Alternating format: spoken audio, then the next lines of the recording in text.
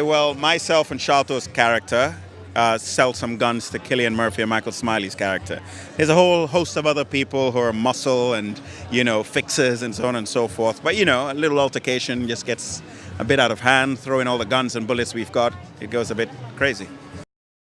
First and foremost, it's Ben. You want to work with him. But the script is extraordinary. I thought it's quite audacious to have this number of people in a room for that length of time and to watch how silly violence can be and how it can devolve very quickly just by a couple of misunderstandings, It's different, actually. Every time you go back into the room, and because we shot it chronologically, there's a great sense of the history of what's already happened in the room.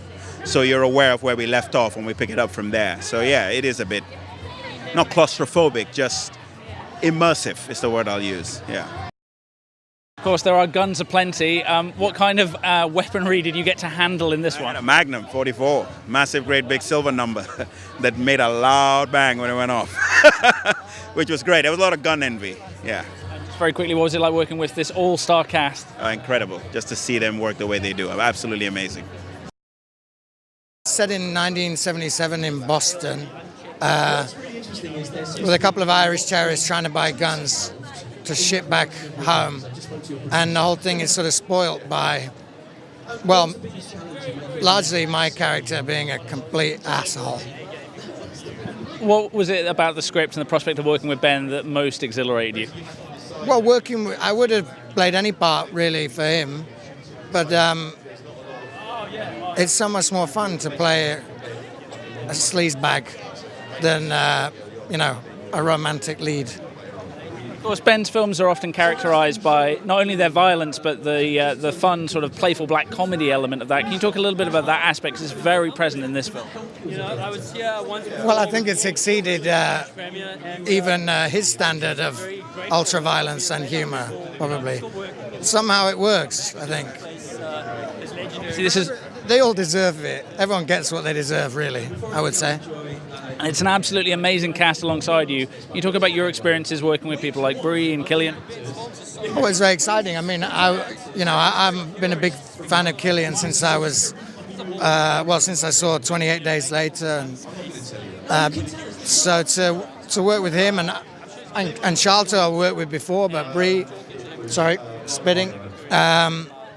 It was great fun, and they were all a lot of fun to be with. We all really wanted to do our best for Ben, and we all had a good time doing it. Very competitive table tennis, though. When I was a young lad, I didn't have a BB gun in my hand, so I'd sort of been preparing for this my whole life.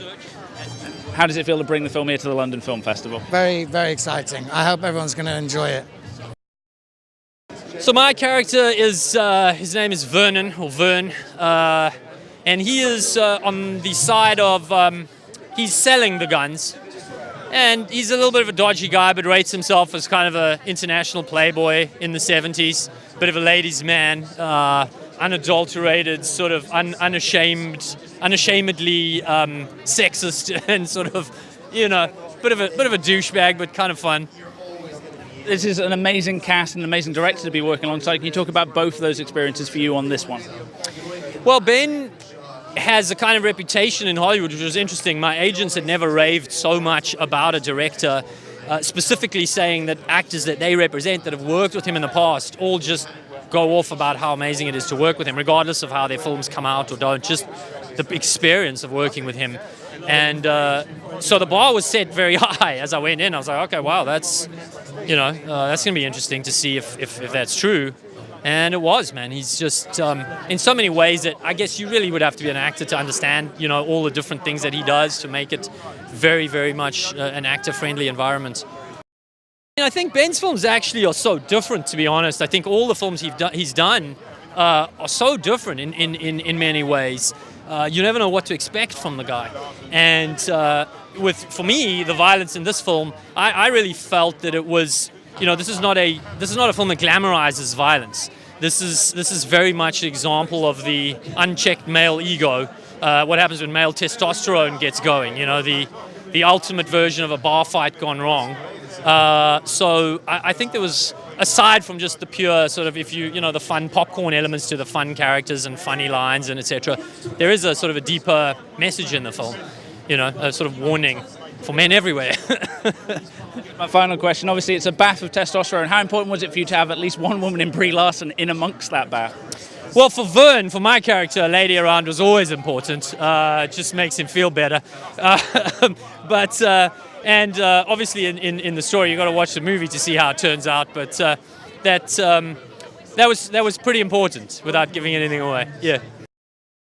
I wanted to make an action movie, really, and then do something a bit more. There was a laugh.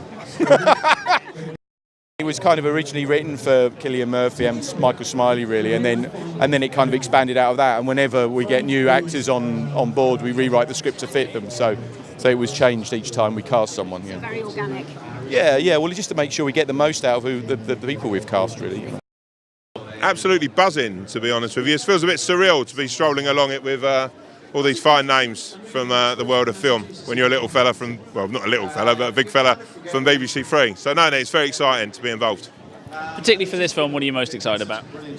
I haven't seen the film yet. Obviously, sort of, I was there for a lot of it being sort of made. It's genuinely one of the most exciting things that I've ever sort of heard about. And when Ben got in contact about being involved, genuinely it was sort of something that I'd have sort of moved my wedding, anything I could have just to do this film, because it's probably one of the most exciting projects I've ever sort of been involved in or known about. Obviously, Ben is an amazing and a unique talent behind the camera. Can you quantify what is so special about what he does? He's amazing. To be fair, I'm a massive fan from Down Terrace. Neil Maskell and Michael are good friends of mine from Kill List. He has an amazing mind when it comes to making film. His references are just sort of so on point. He has such a clear vision of what he wants to do. So, and the loveliest thing about Ben is he's a laugh to be around. And if you've got long days and you're in a dusty warehouse, you want to have someone you have a bit of a bubble with. Obviously, I mean, it's a unique set to be a part of. Can you talk about some of your fondest memories from it? I think playing a ping pong tournament where I nearly broke my ankle in cowboy boots was probably my favourite thing against Michael here. There, it was, ping pong, darts, and it's guns and running around a warehouse and fighting. What's not to love? It's what you dream about doing. A bit on film. If you do it in real life, you're just a sociopath. What are you doing next in real life? Hopefully more Murder and Successful. I've got a sort of big film which will sort of start tomorrow, which I'm not really allowed to talk about, and a few big TV bits, bits coming on. You know how it is, it's sort of secret squirrel, isn't it? And I'm a blabbermouth, so if you get a drink of me at the bar, I'll tell you. This one was as fun to film as any movie I've ever done. It was really just, and never before have I had it happen where all of my co-stars became all of my true friends. Everybody says like, oh, we became so friendly. Oh yeah. And I was like, we actually have an email like that big hug thing.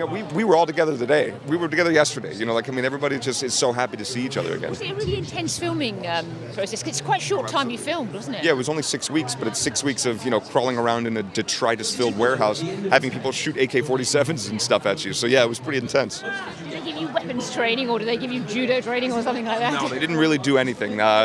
Cillian has a great story about talking about his gun training where he gets to set for the first time and he goes, oh, great, okay. And they go, yeah, you want to cut the hair and the whole thing? Yeah, great. Okay, let's go out and check the guns. And he says he walks into a room and there's a table just full of guns. And he looks at it and he's like, whoa. And they go, yeah, okay, here you go. Fire this one a couple times. And he goes, bang, bang, bang. It's full of blanks. Bang, bang, bang. And he goes, all right. And they go, here, try this one. Bang, bang, bang. And they go, all right, great. Let's go get you in costume. And that was it. I think it became funny because of how much fun we were actually having together working on it. It's fun to watch people have fun, I guess. Apparently Toronto, the audience was going completely haywire. Is that true? I don't know. I missed the actual screening, but yeah, hopefully. If Ben was doing a different movie, I would have been doing that one instead of this one, absolutely. And what was it when you read the script that resonated, really? It was really just Ben. I mean, the script itself was fantastic, and he and his partner Amy developed something that was brilliant and something that in no point felt claustrophobic, even though you're shooting the whole thing in a warehouse. It felt amazing and so rich, and every character, even though you don't hear too much about them, seems so rich and textured. And then we got to shoot it in Brighton, and that seemed like a good idea too. Action and violence has been a big part of a lot of your films, but what do you think is unique about the way Ben approaches that and this film approaches that issue? Oh man, this is such a fun approach to the kind of movie that they just don't make anymore. Whether it be because the big studios are making 6 movies a year and they're all superhero movies or something like that. This is just such an interesting, cool, gritty, fun movie that it's going to take you back to being a kid when you're sitting in the theater and you're going, oh man, I can't wait for this to start. Like, it's just exciting. He's an exciting filmmaker. He makes an exciting film. And I think that the violence in this one, there's comedy in the fact that it's played very realistically. Like, people get shot and they don't die. You don't get shot in the shoulder and fall down and die. That they get shot and they're like, ow! Well, why'd you shoot me? Like, you just find these comedy moments in this thing, and it's good fun. You've got 2 incredibly different films in this year's festival. Can you talk about how the experience of working with someone as elegant as Tom Ford compared to working with someone as rough-edged as Ben? Yeah, working with Tom was obviously like working with an iconoclast. He's a genius. He was such an amazing filmmaker. His eye for detail was unmatched and unparalleled. But Ben also had a sense of style with his filmmaking. He edited on set with an edit bay that he would have built with a feed coming directly from the camera, and he would edit in real time. So by the end of the day, he'd watch it and go, we need one quick shot to tie this scene together. Boom, of the gun, done. Okay, let's go home. And at the end of the very last day, he had basically a rough assembly of what he was trying to put together.